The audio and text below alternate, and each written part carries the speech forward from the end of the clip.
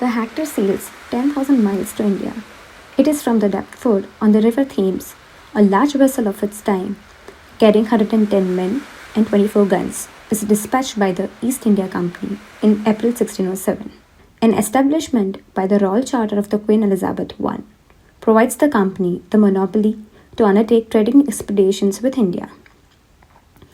£70,000 was raised for this voyage to the east, a time when Indian textiles and spices were high in demand in the world, and since Britain had nothing to sell to India that she needed, the imports from India were financed by silver and gold.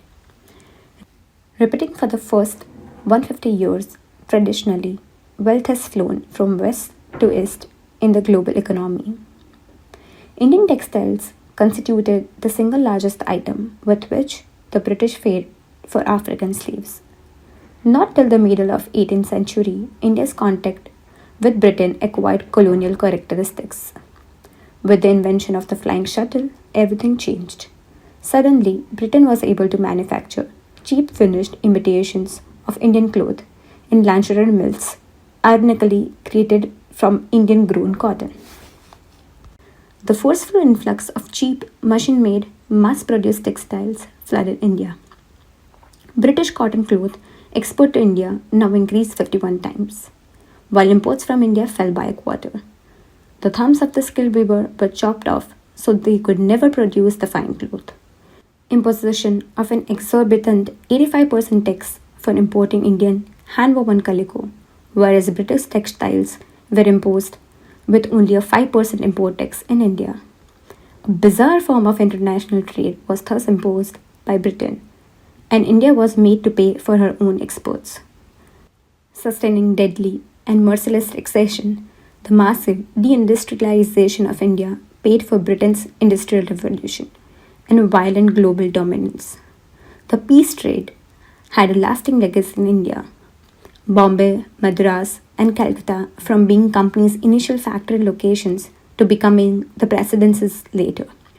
Due to the lack of the capital to trade profitably with China, the company was involved in what is called triangular trade, resulted in an exponential increase in the production of opium and forced labor in India.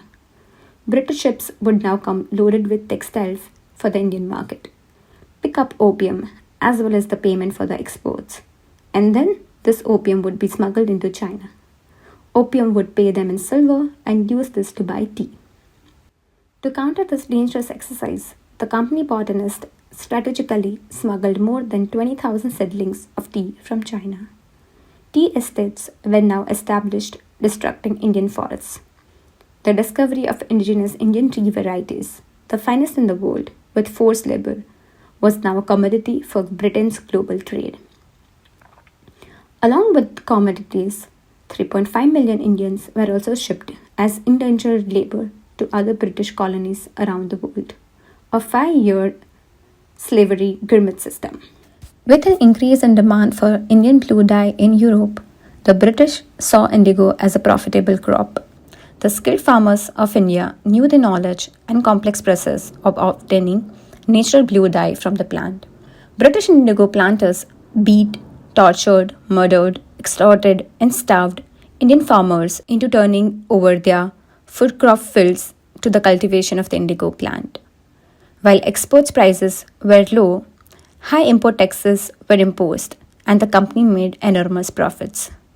In 1895 alone, the total exports amounted to 9,366 tons, valued at over 3.5 million sterling. Only 2.5% of the market price was paid back to the farmers. Natural dye that was once a colonial capital. Not a chest of indigo reached England without being stained with human blood. Price fixing, buyer monopoly, brutal force, slave labor, violence, imprisonment, ruthless taxes, and strategic theft destroyed India's economy. During the era of British rule in India, 12 major famines occurred that killed more than 60 million Indians. When India was producing surplus exports, was there any reason for the famine to occur? Not if the British had not wanted it. Famines were engineered to strengthen the empire through ruthless looting. The grains from India were exported to keep up their colonial conquest. People resembled skeletons, covered by skin only, wandering around, huddling in corners, and dying by the millions.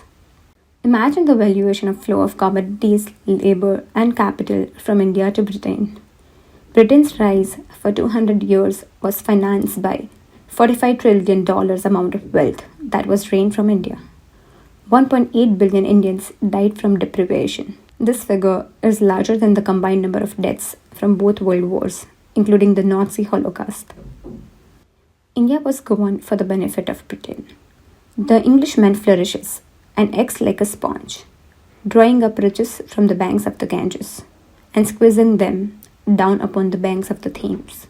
For Britain, India was an extractive colony, founded it rich and left it poor. The hidden costs of the empire.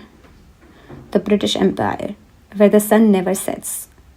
What took for it to be this?